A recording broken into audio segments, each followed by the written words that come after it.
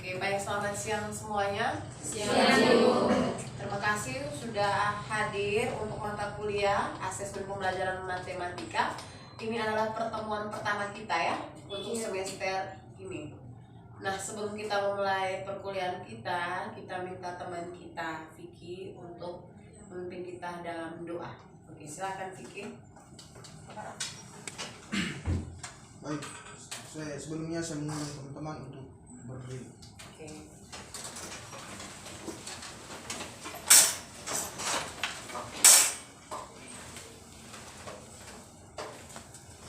Ibu dosen, teman-teman, marilah kita siapkan hati dan batin kita untuk berdoa.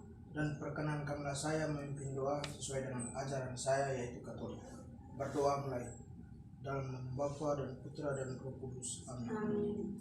Puji syukur Tuhan, kami naikkan kehadirat-Mu atas berkat dan cinta-Mu yang boleh kami alami pada siang hari ini. Kami bersyukur Tuhan karena Engkau boleh mempertemukan kami di tempat ini dalam keadaan sehat walafiat. Kami sebentar lagi akan mengikuti kegiatan proses belajar mengajar kami. Semoga apa yang diajarkan dapat kami pahami dan kami tuangkan saat ujian nanti. Namun kami puji kini dan sepanjang masa. Amin. Dalam Bapa dan Roh Kudus. Amin. Baik, terima kasih Vicky. Oke, silakan duduk kembali. Tetap pakai masker ya. Oke. Nah, untuk mata kuliah asesmen pembelajaran matematika ini, karena ini pertemuan pertama kita, maka Ibu akan membuat kontrak kuliah. Oke. Untuk mata kuliah asesmen itu kita 1 minggu itu 1 kali pertemuan dengan durasi waktu untuk pertemuan itu adalah karena dia ada 3 SKS, maka dia 150 menit ya, 1 minggu itu 1 kali pertemuan. Nah, untuk mata kuliah ini kita buat apa dulu? Kontrak perkuliahan. Untuk kontrak perkuliahan itu kita diberi toleransi waktu untuk keterlambatan itu cuma 15 menit ya. Lebih dari 15 menit boleh masuk tapi dianggap alfa. Oke. Untuk teknik penilaiannya itu kita buat setiap materi, selesai pembelajaran dan suatu materi, kita langsung membuat tes ya. Tes hasil belajar, setelah itu ada mid semester dan UAS. Oke, baik. Sekarang Ibu akan menjelaskan dulu RPS ya. RPS untuk mata kuliah asesmen pembelajaran matematika. Oke, ini RPS rencana pembelajaran semester untuk mata kuliah asesmen pembelajaran matematika.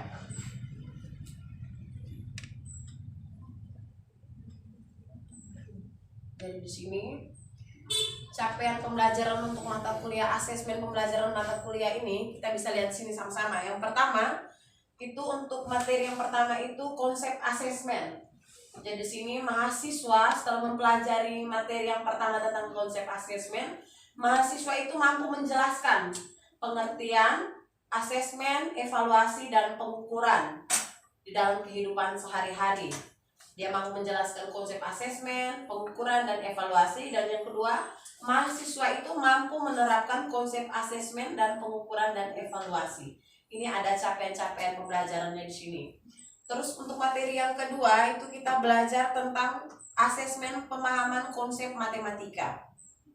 Jadi setelah kita berbicara tentang konsep asesmen secara umum, yang kedua itu kita masuk ke dalam konsep asesmen dalam pembelajaran matematika. Jadi capaian pembelajaran untuk materi yang kedua itu setelah mempelajari materi ini, mahasiswa mampu menjelaskan asesmen konsep pemahaman matematika secara bertanggung jawab. Terus mahasiswa juga mampu menjelaskan keterampilan matematis mahasiswa secara mandiri melalui proses pembelajaran konsep asesmen ini. Nah, ini ada capaian-capaian pembelajaran yang bisa dilihat ya adik-adik ya. Jadi di sini kita ada 7 materi untuk mata kuliah asesmen pembelajaran matematika. Materi yang ketiga itu tentang penilaian keterampilan matematika, di mana Anda akan diajarkan menjadi seorang guru dalam membuat penilaian keterampilan matematika. Yang keempat itu kita belajar untuk membuat penilaian problem solving. Yang kelima, rubrik penilaian, kita sama-sama buat rubrik penilaian. Yang keenam, kita sama-sama belajar tentang alat-alat penilaian. Dalam itu ada alat penilaian jenis tes dan non tes. Dan yang ketujuh itu tentang penilaian autentik. Oke. Nah, sekarang kita lihat di materi yang pertama.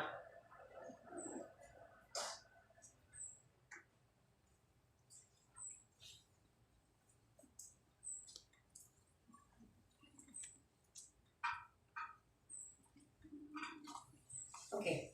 Tujuan yang akan dicapai pada pembelajaran konsep asesmen ini yaitu menjelaskan pengertian asesmen, evaluasi, dan pengukuran. Dan yang kedua itu mampu menerapkan konsep asesmen, pengukuran, dan evaluasi dalam proses pembelajaran.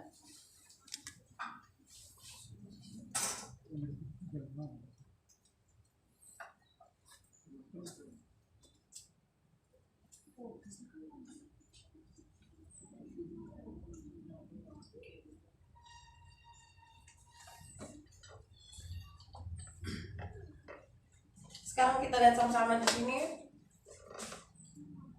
apa yang diketahui tentang konsep asesmen. Asesmen, masih asesmen secara umum ya. Asesmen itu apa? Ada yang bisa bantu Ibu menjelaskan apa itu pengertian asesmen? Masih asesmen belum dalam pembelajaran matematika. Asesmen itu apa? Pernah dengar kata asesmen? Pernah ya Ibu. Pernah. Oke. Filomena, asesmen itu apa? Asesmen itu sama artinya dengan penilaian. Ya. Di sini asesmen atau penilaian merupakan proses untuk mengambil keputusan dengan menggunakan informasi yang diperoleh melalui pengukuran hasil belajar. Oke, itu sudah masuk ke dalam hasil belajar. Sedangkan asesmen secara umum itu sendiri, asesmen merupakan penilaian. Kalau dalam proses pembelajaran seperti yang dijelaskan oleh Filomena tadi. Ada yang lain kah? Tentang pengertian asesmen secara umum. Oke, kita lihat di sini secara bersama tentang pengertian asesmen. Asesmen dapat diartikan sebagai proses untuk mendapatkan informasi dalam bentuk apapun yang dapat digunakan sebagai dasar pengambilan keputusan. Nah, itu untuk pengertian dari asesmen. Ibu jelaskan semua pengertiannya dulu, terus kita kaitkan dalam proses pembelajaran. Yang kedua, dalam konsep asesmen itu juga ada evaluasi dan pengukuran. Kita lihat pengertian yang kedua itu pengertian evaluasi. Evaluasi dapat dikatakan sebagai suatu kegiatan identifikasi untuk melihat apakah suatu program yang telah direncanakan telah tercapai atau belum, berharga atau tidak berharga, dan yang terakhir itu dan dapat pula untuk melihat tingkat efisiensi pelaksanaannya. Yang ketiga itu proses pengukuran. Pengukuran itu yaitu proses pemberian angka atau usaha memperoleh deskripsi numerik. Numerik itu apa? Angka. Oke. Dari suatu tingkatan peserta didik setelah mencapai karakteristik tertentu.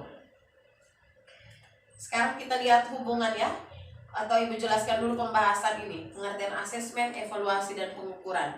Asesmen itu biasa dilakukan setelah siswa atau guru memberikan apa? Materi. Ya. Guru memberikan materi di kelas. Berarti di sini siswa dan guru di sini sama-sama belajar. Nah, untuk mengetahui hasil dari proses belajar itu, maka guru harus memberikan evaluasi. Dalam hal ini adalah tes. Tesnya itu tes hasil belajar ya. Karena di sini kita melihat hasil belajar siswa, maka kita buat tes hasil belajar. Tes hasil belajar itu bisa dalam bentuk pilihan ganda, apalagi essay atau uraian atau lisan, ya, tes lisan. Nah, setelah kita melakukan tes, setelah itu kita melakukan penilaian. Guru melakukan penilaian terhadap tes hasil belajarnya anak. Setelah melakukan penilaian, maka guru mengevaluasi. Misalnya di sini Ebi, Pak Sulaiman Dobok ini dia dapat nilai 75 atau 80. Berarti guru dapat mengambil kesimpulan bahwa Ebi sudah bisa memahami materi. Tapi kalau ada yang dapat nilai 50, 30, maka guru akan mengevaluasi proses belajar yang sudah dilaksanakan. Seperti itu. Sedangkan yang terakhir pengukuran itu dia dalam hal ini di sini guru, dia akan memberikan angka atau usaha memperoleh deskripsi numerik dari suatu tingkatan peserta didik setelah mencapai karakteristik tertentu. Jadi setelah memperoleh angka, si guru ini dia akan mengukur oh 85 ini dia masuk dalam tingkatan baik, cukup baik, sangat baik. Begitu pula dengan dapat nilai terendah tadi. Jika nilainya 30, 50, maka guru harus merefleksi atau mengevaluasi apa yang harus diperbaiki. Mungkin model pembelajarannya atau cara mengajarnya, media pembelajaran yang digunakan, maka guru harus merefleksi dan mengevaluasi kegiatan itu. Mungkin pembelajarannya harus diulang kembali atau direfleksi kembali. Tapi kalau nilainya sudah baik semua, maka dia lanjutkan ke materi yang berikutnya. Nah, ini hubungan antara asesmen dan pembelajaran. Ada yang bisa jelaskan kah? Bagian ini? Ada yang bisa jelaskan?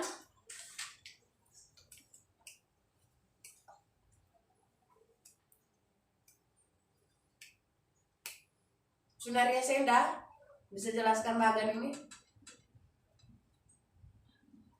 Yang pertama itu pembelajaran. Pembelajaran itu dilakukan dari siswa di dalam kelas bersama guru. Setelah melakukan pembelajaran dari materi, guru akan memberikan tes atau ujian kepada siswanya. Setelah melakukan tes itu berupa soal pilihan ganda ataupun uraian, guru akan memberikan penilaian terhadap hasil tes tersebut. Dari hasil tes tersebut, guru akan mengukur apakah dari hasil tes tersebut siswa tersebut lulus atau tidak lulus dari materi yang telah diberikan guru. Oke, terima kasih untuk Sunaria. Yang lain, ada yang bisa menjelaskan bagian ini? Fikir, jelaskan bagian. Bagian tersebut adalah pembelajaran di mana dilakukan oleh mahasiswa bersama dengan dosen, di mana kita sama-sama belajar. Setelah pembelajaran tersebut, dosen akan mencoba siswa dengan berupa tes atau ujian. Dari hasil tes dan ujian tersebut, dosen memberikan penilaian. Dan penilaian tersebut, dosen bisa pastikan bahwa mahasiswa tersebut bisa lulus atau tidak dengan kriteria bahwa dia punya nilai di atas rata-rata kalau sudah lulus, kalau yang tidak lulus di bawah rata-rata. Oke, terima kasih untuk Vicky. Kalau tadi Vicky dia berikan contoh untuk mahasiswa ya, sedangkan Sunaria tadi untuk siswa dan guru. Tapi proses pembelajarannya memang seperti itu. Mau di SMP, tingkat SMP, SMA maupun di strata, ya setiap mahasiswa atau guru atau dosen dia harus memberikan evaluasi di setiap akhir pembelajaran untuk mengetahui apa? Kemampuan siswa dalam memahami materi, itu yang biasa kita kenal dengan kemampuan mengenal atau kognitif. Oke. Sekarang kita lihat hubungan evaluasi di dalam pembelajaran. Oke, sebelum Ibu lanjut ke hubungan evaluasi dalam pembelajaran, tadi hubungan antara asesmen dan pembelajaran. Ada pertanyaan? Belum ada itu. Belum ada ya? Berarti masih paham ya? Oke, kita lihat yang berikutnya itu hubungan evaluasi dan pembelajaran. Jadi di sini ada bagan. Itu yang pertama itu bagaimana guru dapat mengetahui. Ini di evaluasi ya, kita bahas di bagian evaluasi. Cara guru untuk mengetahui pembelajarannya itu sudah tercapai atau belum, itu maka dia harus melakukan evaluasi. Nah, evaluasi di sini dilakukan kalau untuk guru dia mau mengetahui kualitas pengajarannya. Ya, ini untuk guru. Guru mau melihat kualitas pengajarannya itu bisa lihat dari hasil tes peserta didik tadi. Kalau misalnya mahasiswa atau siswa dapat mengerjakan tes, maka guru itu bisa beranggapan wah saya bisa mengajar dengan baik, terus materi yang saya sampaikan itu dapat diterima dengan baik oleh mahasiswa saya, media yang saya gunakan juga baik, maka kualitas pengajaran guru tersebut baik. Seperti itu. Tetapi kalau hasil dari proses pembelajaran di tes hasil belajar mahasiswa itu rendah, maka guru harus memperbaiki apa tadi? Cara mengajarnya, apalagi model pembelajaran, media yang digunakan dan metode yang digunakan. Nah, dari bagian ini setelah melakukan evaluasi untuk melihat kualitas pengajaran, setelah itu guru membuat keputusan sesuai tujuan pembelajaran. Jika nilainya di atas rata-rata seperti yang bilang Vicky tadi sesuai kriteria, maka pembelajarannya berlanjut ke materi berikutnya. Tetapi jika tidak sesuai dengan tujuan pembelajaran, maka harus direvisi atau harus mengulang pembelajaran itu dengan memperbaiki model pembelajaran, metode, dan cara ajar dari guru atau dosen tersebut. Oke, sekarang kita lihat tujuan dari evaluasi. Jadi tujuan dari evaluasi di sini itu untuk memperoleh informasi secara berkala, berkesinambungan, dan menyeluruh tentang proses hasil belajar, pertumbuhan, serta perkembangan sikap dan perilaku siswa atau mahasiswa. Sini evaluasi dibedakan menjadi dua. Yang pertama kita lihat evaluasi hasil belajar. Jadi evaluasi hasil belajar disebut juga evaluasi substantif tes atau pengukuran hasil belajar. Evaluasi ini dilakukan apabila siswa telah melakukan tes, pemberian tes untuk mengetahui sejauh mana tingkat kemampuan kognitif siswa.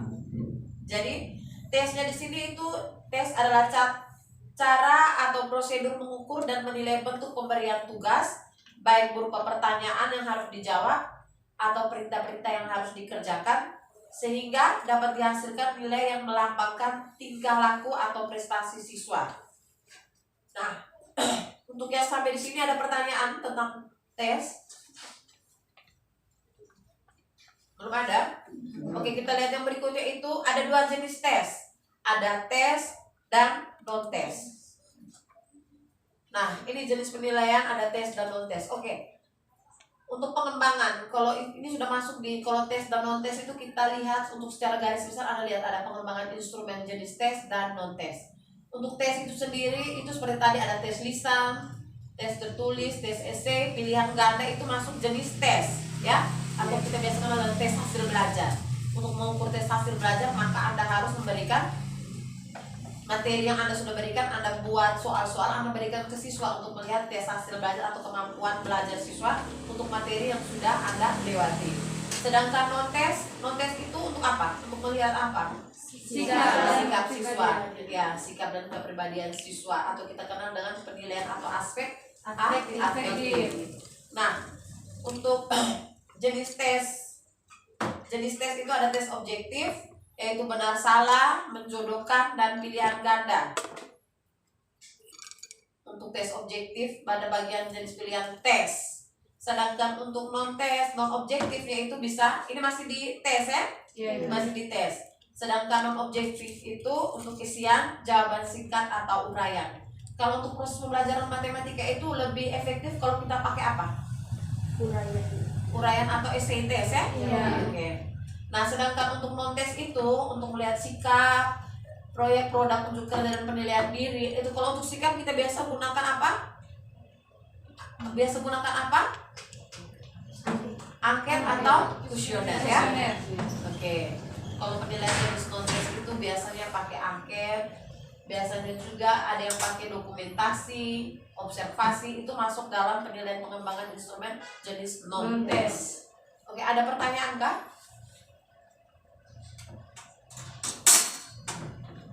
Belum ada? Yang kedua itu evaluasi proses pembelajaran. Masih dievaluasi. Nah, evaluasi proses pembelajaran ini dikenal sebagai evaluasi diagnostik atau evaluasi manajerial. Sasaran evaluasi ini adalah pelaksanaan dan pengelolaan pembelajaran untuk memperoleh pemahaman tentang strategi pembelajaran yang dilaksanakan oleh guru, cara mengajar, media pembelajaran yang digunakan oleh guru dalam pembelajaran, serta untuk mengetahui minat, sikap, dan cara kebiasaan belajar siswa. Tujuan dilaksanakannya evaluasi proses pembelajaran ini untuk mengetahui keefektifan pelaksanaan pembelajaran. Oke, untuk evaluasi proses pembelajaran ini, kalau siswa atau mahasiswa itu siapa yang mengevaluasi? Siswa atau guru atau dosen. Sedangkan kalau guru siapa yang mengevaluasi? Siapa yang mengevaluasi guru? Supervisi atau supervisor atau orang atasan yang misalnya itu biasanya kalau di SMP atau SMA itu di bagian apa itu biasanya? Bagian kurikulum, ya? Kalau guru menilai siswa itu menilai tes hasil belajarnya, ya? Terus bisa juga guru mau melihat sikap siswa terhadap pembelajarannya. Jadi siswa atau mahasiswa itu kalau hanya pintar saja tidak baik, ya? Jadi etikanya juga harus dilihat karena itu masuk dalam 3 aspek penilaian, yaitu kognitif, afektif, dan psikomotorik. Sedangkan kalau guru itu apa yang harus dinilai oleh supervisor biasanya? Kualitas pengajaran. Kualitas pengajaran, apalagi? Apa Vicky? Metode Metode pembelajaran yang digunakan, apalagi? media pembelajaran. Ya? Media pembelajaran yang digunakan, materi yang diberikan. Oke. Nah, ada pertanyaan kah? Oke, Vicky, silakan. Saya ingin bertanya, bagaimana caranya kita sebagai guru melihat bahwa siswa itu tuh misalnya memahami apa yang kita ajarkan, sedangkan kan ada beberapa teman-teman saya yang menceritakan bahwa kebanyakan siswa itu kita menggunakan media pembelajaran juga mereka belum paham itu. Jadi bagaimana caranya kita melihat bahwa mereka tuh kita pakai strategi sehingga mereka dapat memahami. Oke. Ada yang bisa bantu menjelaskan pertanyaannya, Vicky?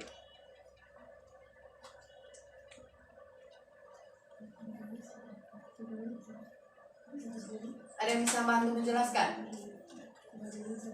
Muktafia. Oke. Febrian.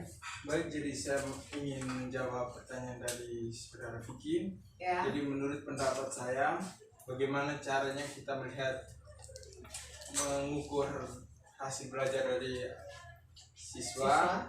Nah, kita kan setiap hari kan bersama dengan siswa. Otomatis setiap hari kita mengetahui karakteristik siswa, terus kepribadiannya. Dari situ setiap hari kita mengoles dia sampai dia yang tidak tahu menjadi tahu. Setiap hari bisa jadi kita memberikan tes atau contoh soal untuk dikerjakan di rumah, pulang kembali kita bahas kembali supaya dia bisa dan kita coba kembali apakah dia bisa atau tidak. Begitu ya, Ben? Ya. Oke, terima kasih. Ada yang lain kah? Bagaimana cara seorang guru mengetahui tingkat kemampuan siswa? Begitu ya? Siapa? Vicky ya?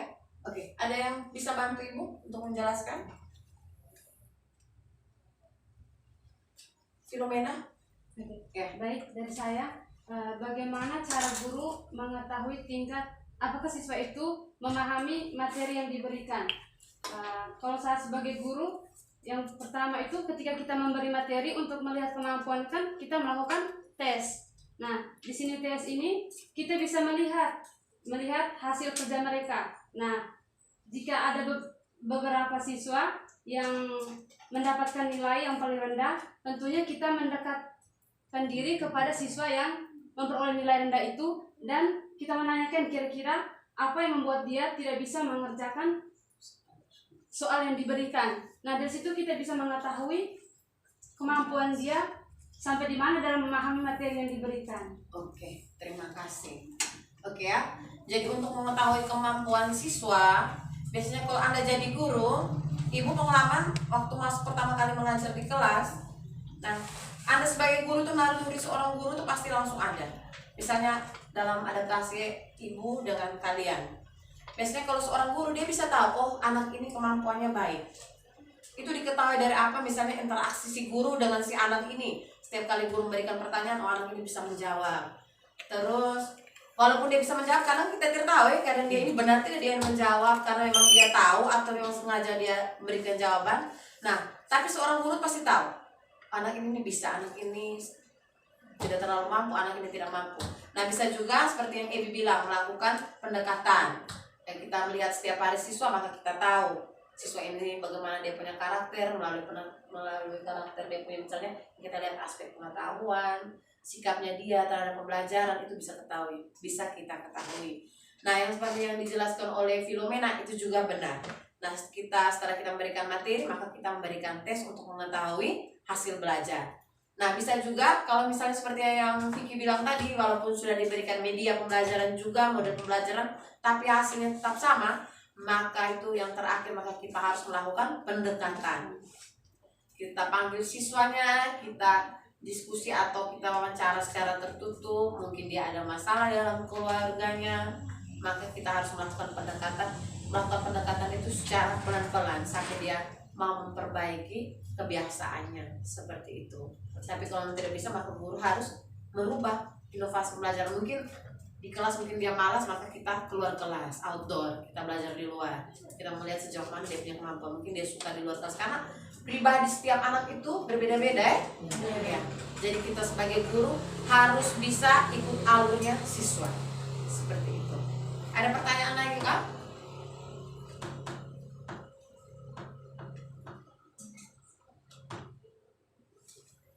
Pas? Oke, kita lihat yang terakhir ini sekarang. Hubungan antara evaluasi, pengukuran, dan penilaian. Nah, kita lihat pada bagian di sini. Evaluasi. Itu kita pertama itu melakukan pengukuran. Pengukuran di sini itu memberikan angka pada proses dan hasil pembelajarannya. Untuk hasil belajar itu hasilnya itu dalam bentuk kuantitatif ya, angkanya. Dia dalam bentuk angka atau numerik, maka dia termasuk dalam data kuantitatif.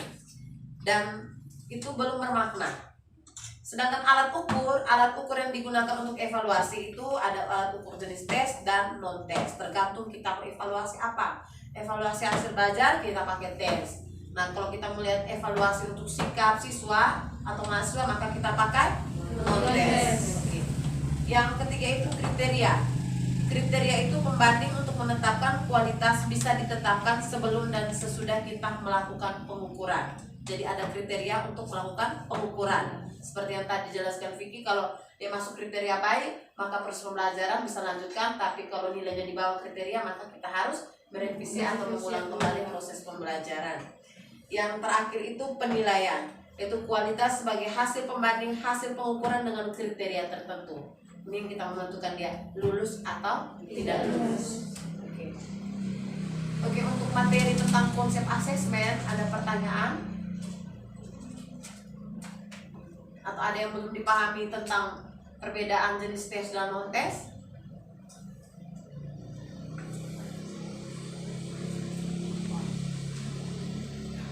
Sudah Pak. Sudah? Sudah Ibu. Oke, baik ya. Oke, untuk tugas rumah nanti dikumpulkan ya. Tugas rumahnya itu yang pertama itu sebutkan kegunaan asesmen di dalam pembelajaran matematika. Sebutkan kegunaan asesmen dalam pembelajaran matematika. Yang kedua, jelaskan hubungan antara evaluasi, asesmen, pengukuran, dan tes. Jelaskan hubungan antara evaluasi, asesmen, pengukuran, dan tes. Sudah? Yang ketiga, berikan 3 contoh model pembelajaran dan evaluasi yang digunakan. Berikan 3 contoh model pembelajaran dan evaluasi yang digunakan. Nanti ini dikumpulkan ya, minggu depan kita bahas sama-sama materinya sebelum lanjut ke materi yang berikutnya. Oke, untuk hari ini kita sekian dulu. Kita tutup dengan doa. Krishna, silakan pimpin kita dalam doa.